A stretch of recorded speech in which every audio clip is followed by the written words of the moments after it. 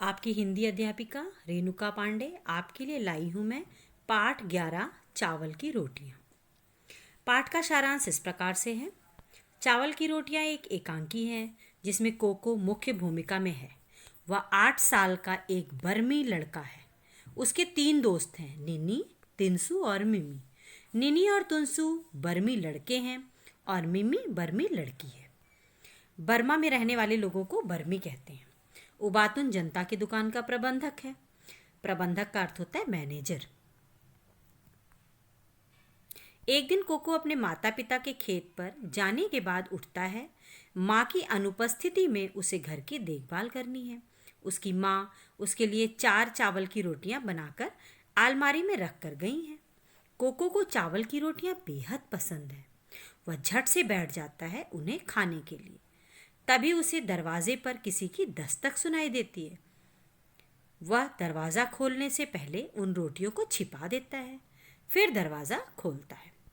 वह तुरंत कोको से पूछ बैठता है, उसने दरवाज़ा खोलने में इतनी देर क्यों लगाई? कोको झूठ बोल जाता है कि वह नाश्ता करके मुंह धोने लगा था। निनी उसके पास रेडियो पर परीक्षा संबंधी सूचना के बारे में जानकारी लेने आया है। कोको बहाना बनाता है कि उसका रेडियो खराब हो गया है। निनी को खबर ज़रूर सुनना है, अतः वह फौरन तिनसु के घर चला जाता है। कोको राहत की सांस लेता है और फिर चावल की रोटियां लेकर खाने के लिए बैठ जाता है कि दरवाजे पर फिर दस्तक सुनाई देती है।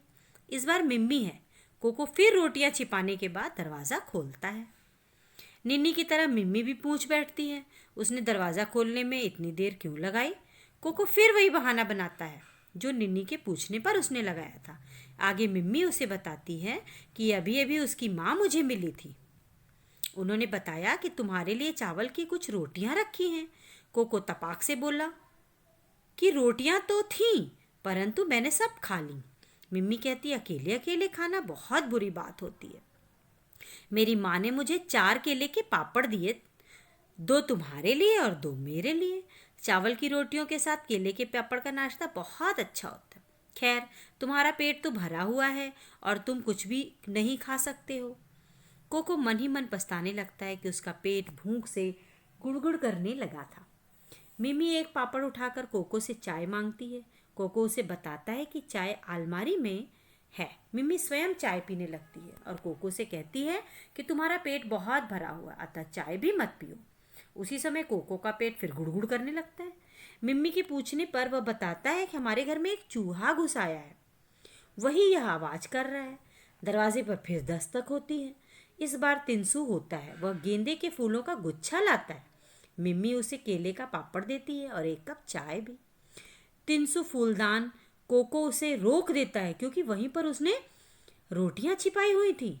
दरवाजे पर फिर दस्तक होती है। कोको दरवाज़ा खोलता है और उबातुन दुकान का जो प्रबंधक होता है उसे पाता है। वह कोको से कहता है कि तुम्हारी माँ हमारी दुकान से एक फूलदान लाई थी। वे नीला फूलदान चाहती थी, लेकिन उस समय वह मेरे पास नहीं था, अतः वे गुलाबी फूलदान ले आई।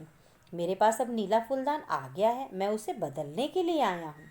इतना कहकर उबातुन गुलाबी फूलदान उठाकर उसकी जगह नीला फूलदान रख देता है।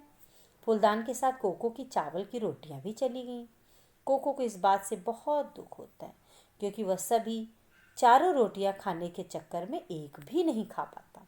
इससे ये पता चलता है कि हमें अपने दोस्तों के साथ मिल बांट कर खाना खाना चाहिए। ये शिक्षा हमें इस पाठ से मिलती है। अतः आप लोग को भी समझ में आ गया होगा कि हमें अपने दोस्तों के साथ मिलजुल कर सारी चीज़ें खानी चाहिए, अकेले नहीं।